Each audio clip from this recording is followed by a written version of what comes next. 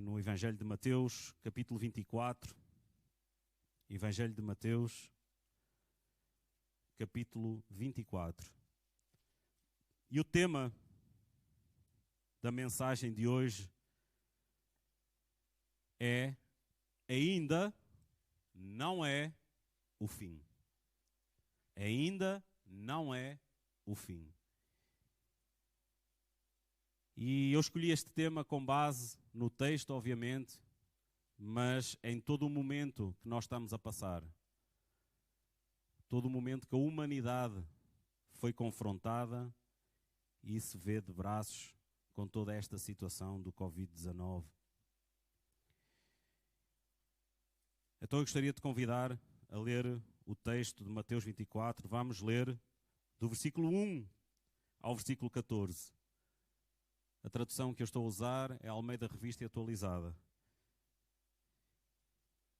E diz assim a palavra do Senhor: Tendo Jesus saído do templo, ia-se retirando, quando se aproximaram dele os seus discípulos para lhe mostrar as construções do templo.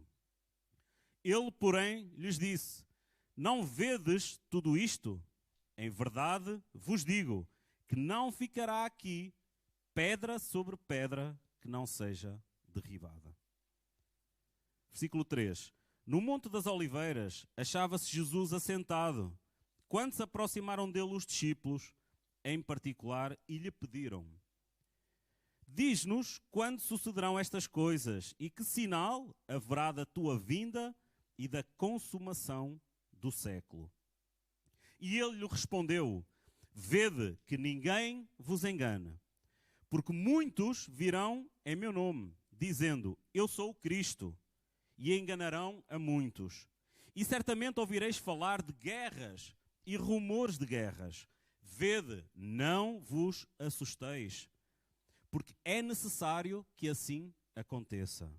Mas ainda não é o fim. Porquanto se levantarão nação contra nação, reino contra reino, e haverá fomes e terremotos em vários lugares. Porém, tudo isto é o princípio das dores. Então sereis atribulados e vos matarão. Sereis odiados de todas as nações por causa do meu nome. Nesse tempo, muitos hão de se escandalizar, trair e odiar uns aos outros. Levantar-se-ão muitos falsos profetas e enganarão a muitos. E por se multiplicar a iniquidade, o amor se esfriará de quase todos. E será pregado este evangelho do reino por todo o mundo, para testemunho a todas as nações. Então virá o fim. Pai, no nome de Jesus, eu te agradeço este tempo, este momento e a oportunidade e privilégio de estarmos aqui, Senhor, ouvindo a tua palavra, provando da tua presença, Senhor. Pai, eu quero te pedir que nesta manhã, Senhor, a tua palavra possa encontrar corações dispostos a obedecer. Terreno fértil, que os ouvidos estejam prontos para ouvir e que a tua palavra gere o fruto, o propósito para o qual ela foi criada. Tira toda a distração, tira tudo aquilo que é impedimento, tira tudo aquilo que não nos deixa entender, toda a preocupação, Senhor, que tu possas retirar do meio do teu povo e que a tua palavra seja a primeira nas nossas vidas, no nome de Jesus. Amém. Meus amados, eu gostava de aproveitar este momento muito rapidamente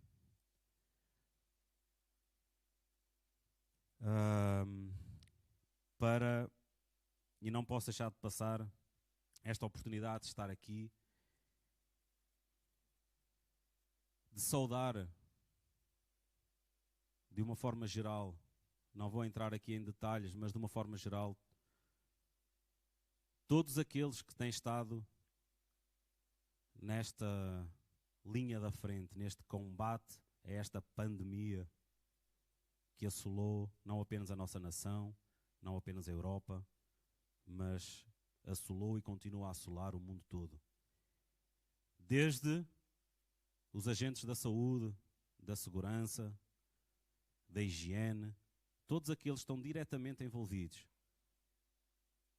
Em nome da Igreja Presbiteriana Aliança da Graça, eu quero deixar o nosso agradecimento. Que vocês saibam que contam com as nossas orações, com o nosso auxílio naquilo que estiver ao nosso alcance. Deixo também uma palavra de honra, de encorajamento aos nossos idosos. Porque eles são realmente os mais afetados e, pela sua idade avançada, os mais necessitados, os mais carentes.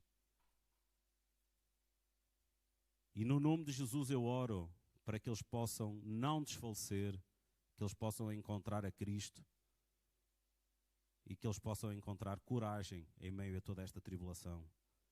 Honra, porque eles já passaram por muito. Honra, porque já deram muito a esta nação e merecem o nosso melhor. Honra, porque um dia, se lá chegarmos, também seremos velhos, também seremos idosos. Então fica aqui esta palavra. Irmãos, o contexto deste capítulo 24, ele é um contexto que nós entendemos melhor o capítulo 24 se nós lermos o capítulo 23. Quando nós olhamos para o capítulo 23, nós vemos Jesus a fazer um discurso muito duro com os fariseus, os escribas, os doutores da lei, em que Jesus toca muito fundo e exorta toda a religiosidade. Ele ataca toda a hipocrisia, toda a falsidade, toda a imagem. E nós vamos ver que isso realmente não é muito diferente dos dias de hoje. E após esse momento, e o capítulo 23, ele tem até os 7 ais, ai de vós, se vocês convido-vos depois a lerem o capítulo 23, há as 7 advertências do ai de vós, escribas e fariseus. Ai de vós, escribas e fariseus. Então são 7 exortações que Jesus faz a este segmento, a este setor da sociedade. E nós entendemos que quando Jesus termina esta exortação no capítulo 23, ele entra num outro registro. Há quem chama este registro, este discurso, o discurso do Monte das Oliveiras, no capítulo 24, porque ele foi proferido no Monte das Oliveiras. Mas é interessante que no capítulo 24, logo no início, depois de um momento de exortação, de um discurso bastante duro, os discípulos tentaram de alguma forma impressionar Jesus, dizendo: olha Jesus, olha as obras, as construções do templo. Ao que Jesus lhes disse: não vedes tudo isto? Em verdade vos digo, não ficará aqui pedra sobre pedra que não seja derribada. Jesus entra logo aqui neste momento com um momento, um tempo, uma palavra profética daquilo que iria acontecer, que 70 anos depois, pela conquista do povo romano, do Império Romano, realmente o templo seria destruído. E é neste contexto que os discípulos, neste contexto profético e escatológico deste capítulo 24, nós entendemos algumas coisas sobre aquilo que estamos a passar hoje na humanidade, daquilo que já foi história na humanidade e daquilo que está por vir. Há quem chame também a este capítulo aqui um capítulo escatológico. E escatológico porquê? Porque quer dizer que fala das coisas do fim, do que virá a acontecer. E ele é também um capítulo profético. E profético porquê? Porque Jesus, à semelhança daquilo que falou sobre o templo, que veio a acontecer, sobre a distribuição do templo, ele é profético, porque ele nos traz um consolo, mas também um alerta daquilo que está por vir. E os discípulos ficaram curiosos com toda esta situação do que é que estaria por vir. Na realidade, irmãos, não é diferente dos dias de hoje e dos anos que têm vindo a esta parte. Porque nós assistimos que realmente uma das grandes preocupações da humanidade é a tentativa de perceber o dia da manhã. É a tentativa de perceber como é que eu posso alongar a minha vida, a minha beleza, o meu status. Como é que eu posso evitar a morte de alguma maneira? Milhões são investidos em prolongar a vida humana. E os discípulos estavam curiosos com essa situação e começam a questionar Jesus. Quando é que seriam os sinais do fim dos tempos? Quando é que seriam esses sinais? E Jesus começa a fazer aqui uma descrição de tudo aquilo que aconteceu e que iria acontecer. E nós olhamos para a nossa história, para a história da humanidade, e nós entendemos que muita coisa já aconteceu. A peste negra. Aconteceram as guerras, Primeira e Segunda Guerra, a gripe espanhola, o SARS, aconteceu tanta coisa, agora o Covid-19, tsunamis, terremotos, vulcões que entram em erupção. Tanta coisa tem acontecido na história. Mas ainda não é o fim. E porquê é que ainda não é o fim? Porque Jesus assim o disse. Porque está escrito. Porque a palavra é lâmpada para os nossos pés e luz para o nosso caminho. É nela que nós nos sustentamos. É nesta verdade, a única verdade que nós nos sustentamos. Sabem? Quantos de vós já ouviram falar em teorias do fim do mundo? Que o mundo ia acabar? Adivinhações, mapeamentos astrais, visões. Irmãos, quando nós olhamos para a palavra, nós entendemos que nada disso faz sentido. E porquê? Porque a palavra traz essa resposta um pouco mais abaixo. Quando nós lemos no versículo 36, acerca do fim do mundo, quando é que tudo acabará, está aqui na palavra, está escrito. E está ao acesso de toda a gente. Jesus diz de uma forma muito clara no versículo 36, capítulo 24, versículo 36, mas a respeito daquele dia e hora, ninguém sabe, nem os anjos do céu, nem o Filho, senão o Pai. Então não adianta nós estarmos com especulações, não adianta nós estarmos com medo, adianta nós estarmos preparados. Porque o dia e a hora só o Pai sabe.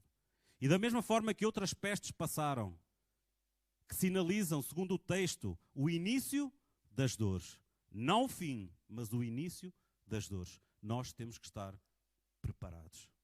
Nós temos que estar sóbrios. Nós temos que estar conscientes.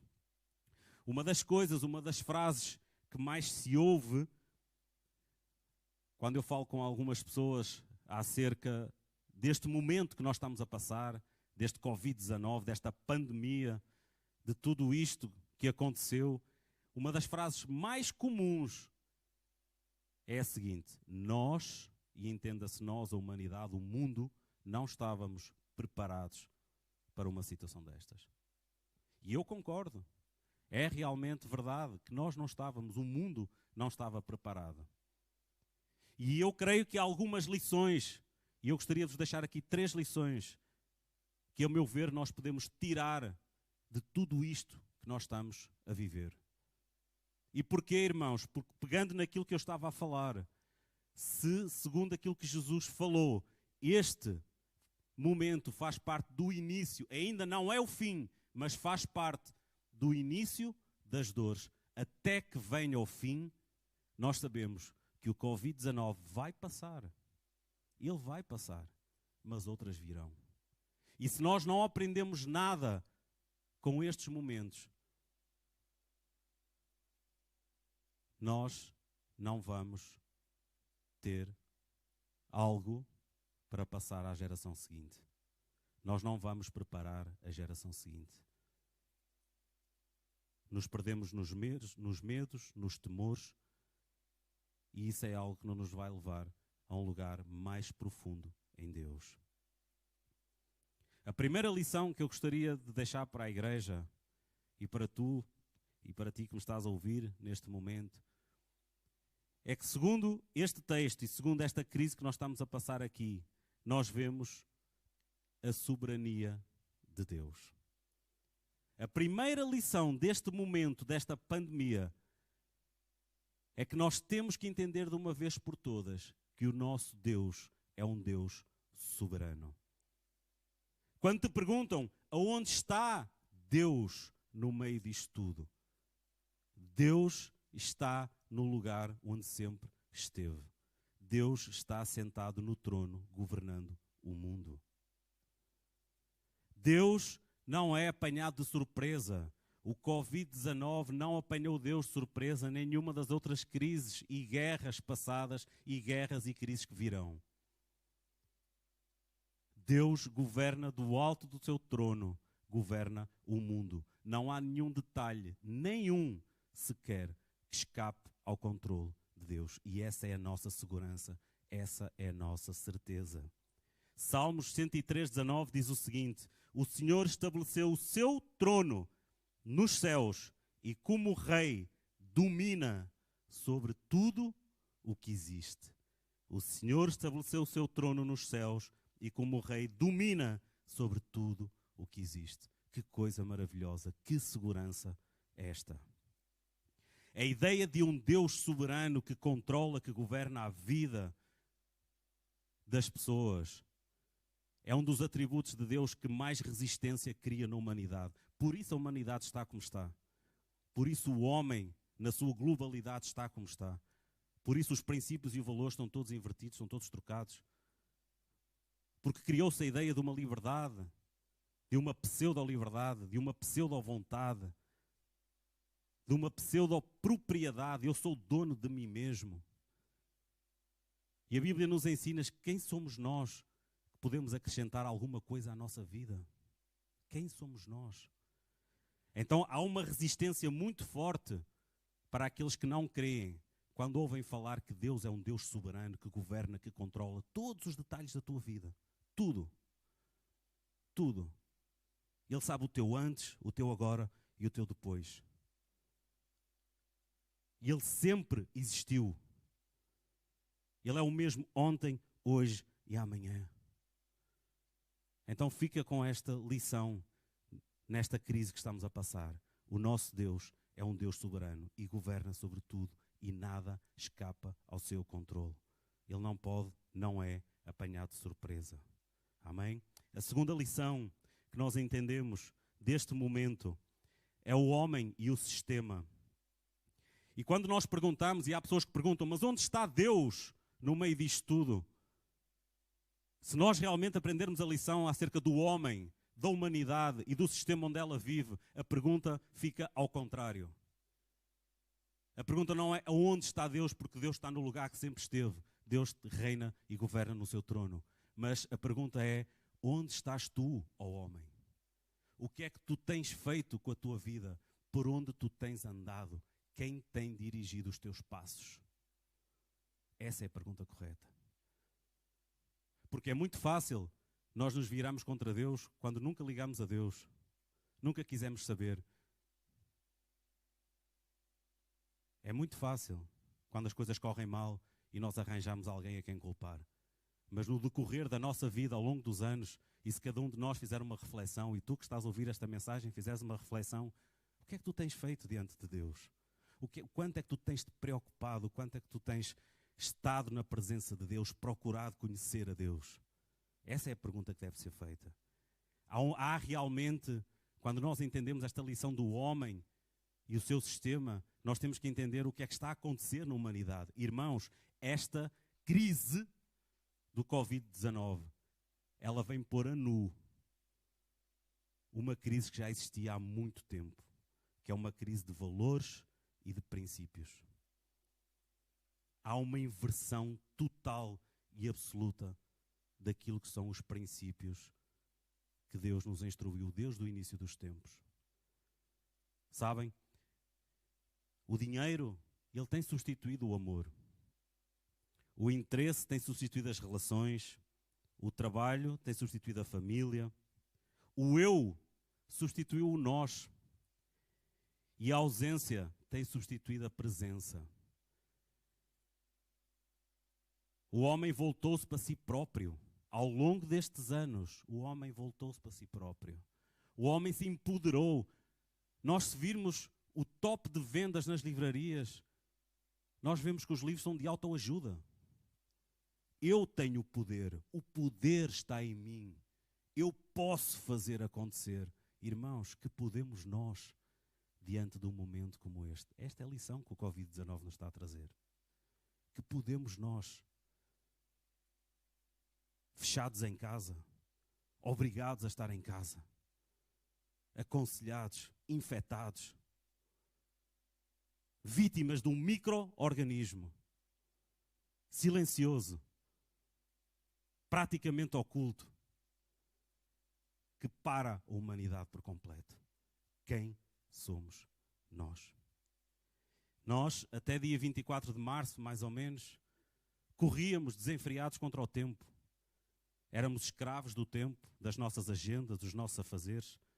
Às nossas crianças, possivelmente, aos nossos filhos, dizíamos: não tenho tempo agora para isso, papá tem que ir trabalhar. Se calhar a esposa trabalhava em dois locais diferentes.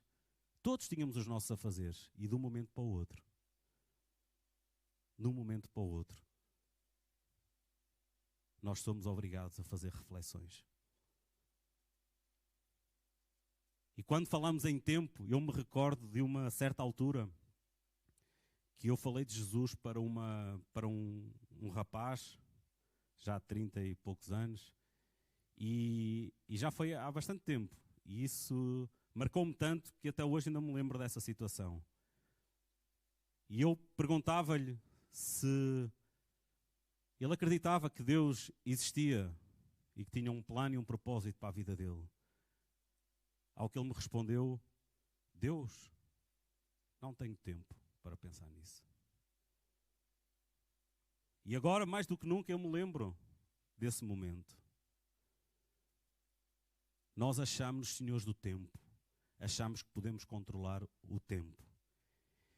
E não deixa de ser intrigante. E esse é um momento, é uma lição que nós temos que tirar de uma forma muito profunda, ou ficaremos iguais quando tudo isto passar, porque vai passar. Porque ainda não é o fim. Mas há um momento de reflexão que nós temos que o ter. Quando nós olhamos para aquilo que aconteceu em 2007, quando foi legalizado o aborto, ou a interrupção voluntária da gravidez, começaram-se a matar seres humanos, porque já são vidas. Agora, início do ano, foi aprovada a questão, na generalidade, da eutanásia ou do suicídio assistido. E não é curioso, irmãos, que neste momento nós estejamos a lutar pela sobrevivência da raça humana? O que é que nós temos feito com o poder que está nas nossas mãos? Com essa capacidade que o homem acha que tem de poder abalar a vida. Temos que refletir. Este é um tempo do homem refletir nos seus valores, nos seus princípios. É tempo de nos arrependermos.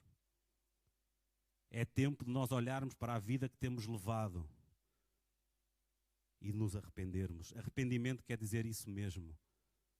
Há uma mudança de mentalidade. A forma que eu pensava antes, eu não vou pensar mais. O Covid-19 só vem dar uma ajuda a isto. O Covid-19 só te vem obrigar, incentivar, desafiar a dizer-te: pensa na vida que tu tens levado. Pensa naquilo que tu tens priorizado. Pensa naquilo que tem guiado a tua vida, porque nada disso vai ficar. Tudo passará. Tudo passará. Nada trouxeste para este mundo, nada levarás. Então tu que me ouves aí na tua casa, onde estiveres, que tu possas ter um tempo de reflexão. Que tu possas ter um tempo de reflexão profundo e tomares uma decisão na tua vida de te voltares para Deus. É tempo da humanidade se voltar para Deus. É tempo da humanidade se voltar para Deus. Talvez agora nós entendamos aquilo que a Bíblia tanto fala sobre a fragilidade e a brevidade da nossa vida. Nós damos por nós, dia após dia, a ouvir o número de mortes que acontecem, o número de infectados que acontecem, e tememos que isso possa nos atingir. A fragilidade humana está bem patente através desta crise que nós estamos a viver. Mas nós temos que aprender algo com esta situação. Nós somos frágeis. O ser humano não tem poder algum. Nós somos frágeis, somos pó e ao pó iremos voltar. E a nossa vida é breve. A nossa vida é breve. Tiago, capítulo 4, versículo 14, diz: no entanto, não sabeis o que sucederá amanhã. O que é a vossa vida? Sois um vapor que aparece por um pouco e logo se desvanece. Deus não está morto. Deus não está morto. Quem está morto é o homem, nos seus delitos e pecados, e é tempo de arrependimento. Que tu possas fazer valer este momento que tu estás a passar, que eu estou a passar, para realmente nos voltarmos para Deus, para clamarmos pela presença de Deus sobre a nossa vida. Talvez tu estejas a ouvir esta mensagem e tu entendas que quem tem dirigido os teus passos tens sido tu próprio, a tua vontade, o teu eu, o teu egoísmo. E é tempo de dar um stop e dizer: Senhor, eu me volto para ti, eu preciso de ti, eu preciso de um Salvador, eu preciso de Jesus Cristo. E a terceira e última lição que nós encontramos é o despertar da igreja. Olhamos para este momento que nós estamos a passar e nós entendemos que é um chamado para o despertamento da igreja. Um pastor de 75 anos foi internado num hospital de Itália, infectado, e acabou por morrer semanas mais tarde. E o relato é o de um médico ateu que escreve o seguinte. Um médico ateu, 38 anos, Dr. Julian Urban, que trabalha num hospital na Lombardia, em Itália. E neste cenário que eles passam de decidir quem vive ou quem morre, ele diz o seguinte: até há 2 semanas atrás, meus colegas e eu éramos ateus. Era normal porque somos médicos. Aprendemos que a ciência exclui Deus. E ele continua a contar: a equipa estava muito cansada. Atingimos nossos limites. Não podemos fazer mais nada. As pessoas estão morrendo todos os dias. Estamos exaustos. Temos 2 colegas que morreram e outros foram infectados. E ele afirma: precisamos pedir a ajuda de Deus. E ele conta a sua conversão semanas atrás, através do testemunho desse pastor de 75 anos, como ele transmitia esperança àqueles que estavam lá, tal como ele, infectados. E isso impactou os médicos. E ele, Dr. Julian, e os seus colegas, que antes eram ateus convictos, porque aprenderam a ser assim, foram doutrinados a ser assim, a excluir Deus, achando que a ciência dá esse poder, quando é Deus que governa a ciência. E eles aprenderam isso e eles converteram. E eles conheceram a presença de Deus e pediram ajuda a Deus. E eu acho que isso é maravilhoso. E isso é o poder da igreja. Há um despertar, que é a terceira lição que nós temos que tirar disto tudo para terminar. Há um despertar da igreja. Nós nunca mais podemos ficar os mesmos. Há uma intercessão que tem que ser levantada como nunca foi antes. Nós vemos no versículo 12 a 14 o papel da igreja que Jesus desafia, quando ele diz assim: e por se multiplicar a iniquidade, noutras traduções está a maldade, o amor se esfriará de quase todos. o amor se esfriará de quase todos. Há uma chamada à igreja para se manter pura e fiel. Porque a maldade, Jesus está a profetizar isso, é escatológico, a maldade vai avançando cada vez mais. E a igreja tem que se manter fiel. A igreja tem que ser intercessora. A igreja tem que levantar uma voz profética. A igreja tem que ser uma voz desta geração. É muito interessante que nós a seguir vemos que aquele que, porém, que preservar até ao fim, esse será salvo. E no versículo 14, Jesus termina dizendo: e será pregado este evangelho do reino por todo o mundo, para testemunho a todas as nações. Então virá o fim. Quem vai pregar o evangelho a todas as nações? A igreja. A igreja vai pregar o evangelho. E este é o meu desafio para ti esta manhã. Que tu possas despertar, que nós todos possamos despertar como igreja e sermos esta voz que põe a ordem em meio ao caos. Os templos estão fechados, mas a igreja continua aberta, porque a igreja somos nós nos nossos lares. É tempo de instruirmos os nossos filhos. É tempo de não darmos desculpa que não temos tempo, porque nós temos tempo. E aqui está a prova nesta crise, nesta pandemia. O que tem que mudar é a nossa mente. Tem que haver uma renovação da nossa mente. Então que possa haver esse despertamento, esse despertar da igreja. Que tu desejes ardentemente fazer parte desta causa. Então, quando o evangelho for pregado em todo o mundo, então aí sim virá o fim. Amém? Eu espero que esta mensagem possa abençoar a tua vida. E não apenas abençoar, como te confortar. E não apenas confortar, como te alertar. Para que este momento seja um momento de mudança na tua história, na história da tua família.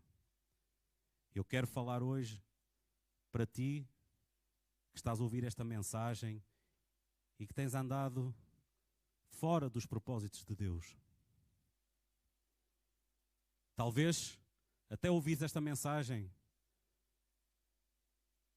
tu não tivesses refletido muito sobre o estado da tua vida, sobre o quanto tu tens excluído Deus, Jesus Cristo, o Espírito Santo de Deus da tua vida. Talvez tu estejas a ouvir esta mensagem e tu achavas que o poder está em ti, que o poder está na ciência, que o poder está na natureza. Tudo isso, Deus, na sua soberania, controla. Há uma vontade, há um decreto estabelecido por Deus, desde o início até ao fim. E ele vai se cumprir. E eu quero orar por ti esta manhã, eu quero orar pela tua família. E quero te convidar a fazer esta oração comigo. Para que o Senhor possa entrar na tua vida, na tua casa. Para que o Senhor possa sarar o teu coração. Para que o Senhor te possa fazer andar em novidade de vida. Para que o Senhor te possa perdoar, restaurar e te dar acesso à vida eterna. Porque no fim é isso que importa. Somos peregrinos nesta terra, esta vida passará. Tudo ficará cá, a tua conta bancária, o teu carro, o teu trabalho, o teu status, o teu curso, a tua imagem, a tua beleza, as tuas roupas, os teus amigos, a tua família. Tudo ficará cá. E tu, para onde vais? Pai, no nome de Jesus, Senhor, nós oramos esta manhã para que tu possas entrar em nossos corações e nos levar ao arrependimento. Entendemos, Pai, a nossa fragilidade enquanto humanos, enquanto homens que caminham nesta terra. Entendemos a brevidade da nossa vida, que somos como um vapor. E entendemos, Pai, que Tu és um Deus soberano, Senhor, que governas sobre tudo e que nós precisamos desesperadamente de Ti, Senhor. Senhor Jesus, precisamos desesperadamente de um Salvador, e o único Salvador és Tu. Tu és o caminho, a verdade e a vida. E eu preciso dessa vida, Senhor. A humanidade precisa conhecer essa vida. A humanidade precisa conhecer esse amor. A humanidade necessita se voltar para Deus. Pai, eu oro por todo aquele que está a receber esta mensagem esta manhã. Eu oro por todos aqueles que, Senhor, que estão a fazer esta oração neste momento de arrependimento. Aqueles que reconhecem que têm vivido uma vida fora da Tua vontade, dos Teus planos, do propósito da Tua soberana vontade que Tu tens para cada um. Perdoa-nos, Senhor. Queremos depender de Ti, Senhor, como aquele médico que reconheceu que nada daquilo que ele tinha aprendido